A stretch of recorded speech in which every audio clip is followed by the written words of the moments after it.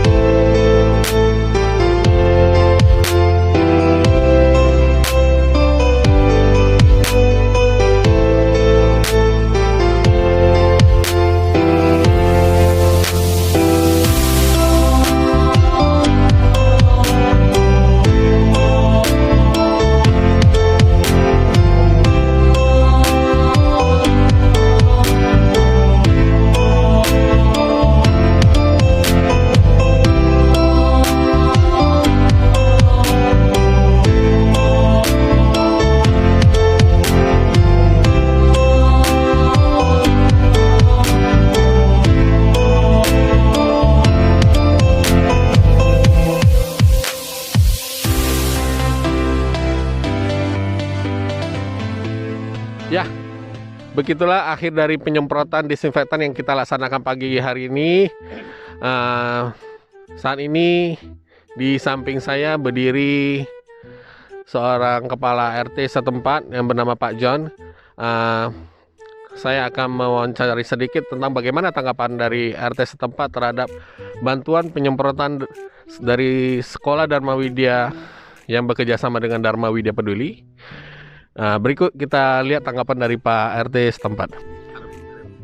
Saya sebagai RT, pertama kali saya sangat berterima kasih kepada pihak Sekolah Dharma Widya ya, yang begitu luar biasa membantu warga saya di sekitar lingkungan sekolah ini.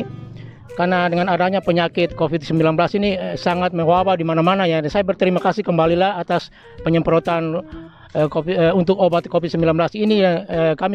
Saya sebagai RT berharap supaya penyakit tersebut cepat hilang dari bumi Indonesia yang kita cintai ini. Untuk itu sekali saya berterima kasih kepada pihak Dharma Widya dan seluruh yang telah membantu untuk melakukan penyemprotan ini. Terima kasih. Ya, terima kasih tanggapannya Pak RT. Ya, begitu laporan singkat video klip hari ini. Terima kasih semuanya. Selamat pagi, Namo Buddhaya.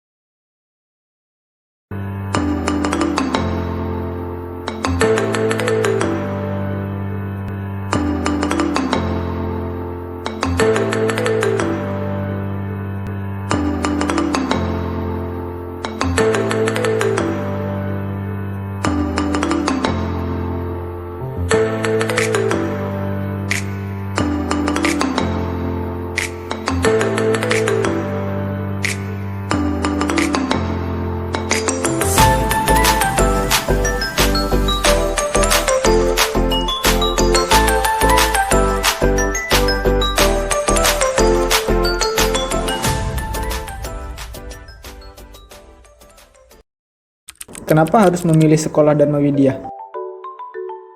Karena Dharma Widya adalah sekolah yang keren, pernah ngadain event-event yang keren juga. Contohnya, Dharma Widya Championship Season 1 dan 2. Pernah ngadain pensi juga yang dihadiri oleh artis ternama.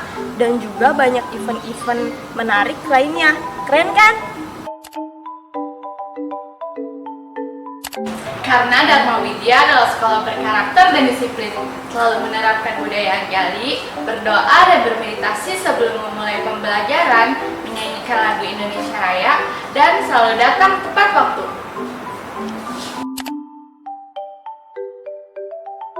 Karena sekolah Dharma Widya itu sekolah yang berprestasi. Kita sudah banyak meraih prestasi di bidang akademik maupun non-akademik, seperti juara lomba futsal, juara lomba akuntansi, juara lomba matematika, juara lomba menari, juara lomba menyanyi. Bahkan, unit SMK telah meraih peringkat keempat untuk nilai UNBK tertinggi Kota Tangerang. Keren kan? Salam dalam Dhamma, Sotihoto Namo Buddhaya. Perkenalkan, nama saya Sucita, salah satu siswi dari SMP Dharma Widya. Kenapa sih kita harus pilih sekolah Dharma Widya? Karena eskulnya tuh menarik-menarik loh. Ada marching band, futsal, basket, volley, badminton, dan masih banyak lagi. Buat teman-teman semuanya, buruan ya daftar di Dharma Widya. Namo Buddhaya. Halo teman-teman, terima kasih salam dari saya, Sotihoto Namo Buddhaya. Saya Widya, saya bersekolah di Dharma Widya. Kali ini saya akan memberitahukan alasan saya memilih sekolah Dharma Widya. Salah satu alasannya yaitu fasilitasnya yang cukup lengkap. Ada ruang kelas yang ber-AC, ada lab MM, ada ruang teater, serta fasilitas-fasilitas lainnya. Jadi teman-teman, tunggu apa lagi? Mari bergabung di sekolah Dharma Widya. Namo Buddhaya, saya Lita Sumiati, orang tua dari murid yang bersekolah di Dharma Widya sini.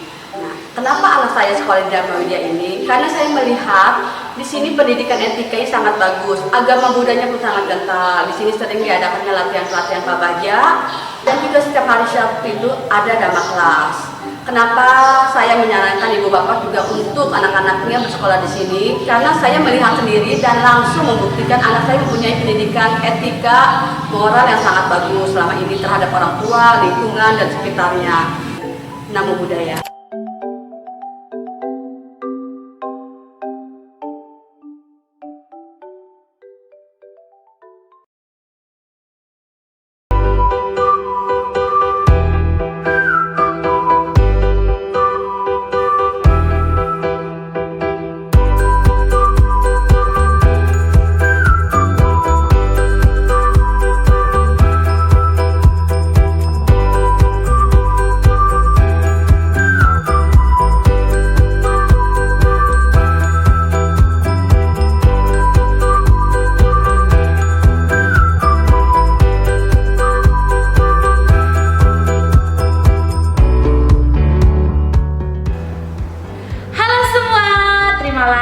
Buddhis dari saya, Namo Buddhaya.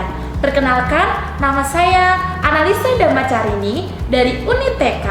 Walaupun saat ini kita belajar tidak seperti biasanya karena kondisi dan keadaan, tapi Miss Lisa punya pesan untuk anak-anak semua.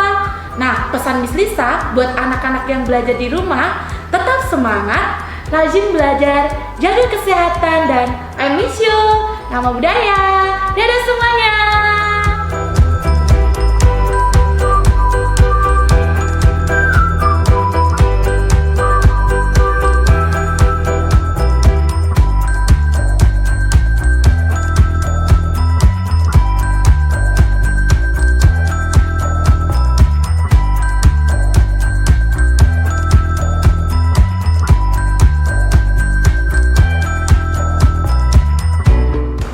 Anak-anakku di rumah yang Bapak banggakan, Ibu Guru banggakan, Namo Buddhaya.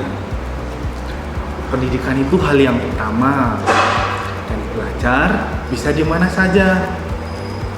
Saat pandemi Corona, tetap semangat ya, belajar didampingi ayah dan bunda. Bapak dan Ibu Guru berharap semoga pandemi ini cepat berakhir. dan selalu setia dan sabar menunggu anak-anak ke sekolah kembali hadir. Tetap semangat belajar. Namo Buddhaya.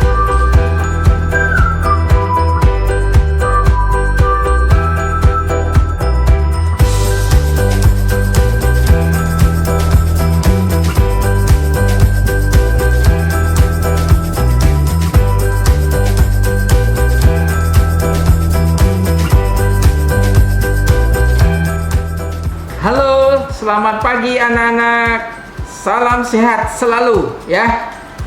Pagi ini Bapak akan kasih tahu ya, sekalipun kalian belajar di rumah, tetap semangat ya. Ingat, tidak ada yang tidak bisa. Selama di rumah, kita harus tetap belajar. Ikutin saran dari Bapak atau Ibu Guru ya. Oke, kita sama-sama bisa ya. Sekalipun kita belajar dengan online, tapi kita harus tetap bisa. Nah, anak-anak, selama belajar online, jangan lupa kita tetap eksploitasi, mencari sumber ilmu, mencari sumber pelajaran, dan sebagainya ya, supaya kita tetap menambah ilmu kita. Jangan lupa jaga kesehatan diri ya, pakai masker, cuci tangan, tetap tinggal di rumah. Semua pekerjaan bisa kita laksanakan, juga tetap menjaga kesehatan diri kita masing-masing. Oke, selamat pagi Bapak ucapkan. Ayo tetap semangat. Namo Buddhaya.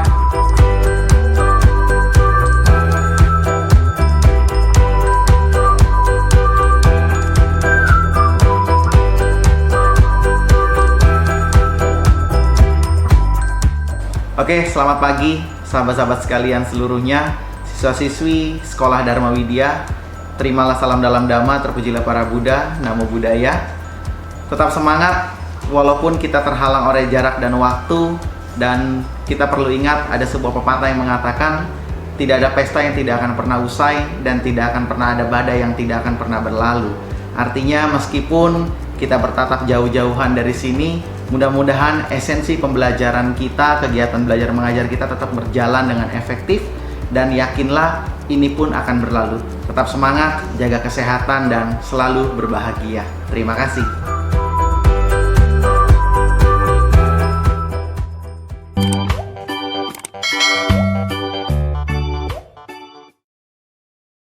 Siap, diri.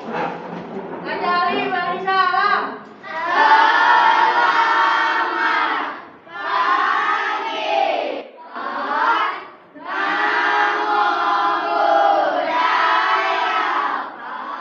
Selamat pagi anak-anak, Sukihoto, Namo Buddhaya. Hari ini Bapak akan bercerita kisah mengenai Biku Caku Palatera. Apakah kalian pernah mendengarnya? Belum, Pak!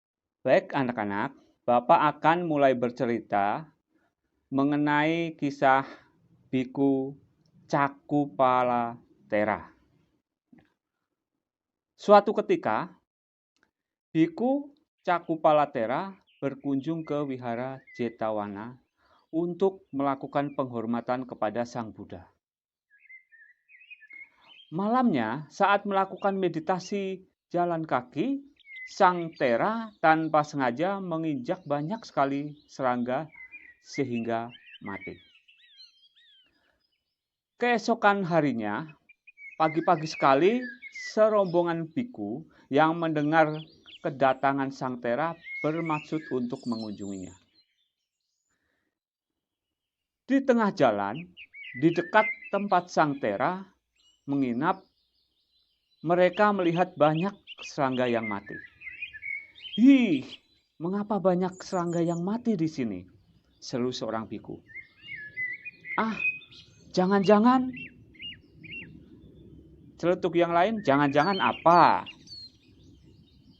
sergah beberapa biku. "Jangan-jangan ini perbuatan Sang Tera," jawab biku tersebut. "Lah, kok bisa begitu?"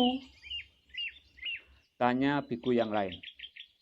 "Begini, sebelum Sang Tera berdiam di sini, tidak ada kejadian seperti ini. Mungkin Sang Tera terganggu oleh serangga-serangga itu. Karena jengkelnya, Sang Tera membunuh serangga-serangga tersebut. Itu berarti ia melanggar winaya. Maka perlu kita laporkan pada Sang Buddha. Seru beberapa biku. Benar, mari kita laporkan kepada Sang Buddha bahwa Cakupalatera telah melanggar winaya. Timpal beberapa biku tersebut. Alih-alih dari mengunjungi Sang Tera, para biku itu berubah haluan. Berbondong-bondong menghadap Sang Buddha untuk melaporkan temuan mereka bahwa Cakupalatera telah melanggar winaya.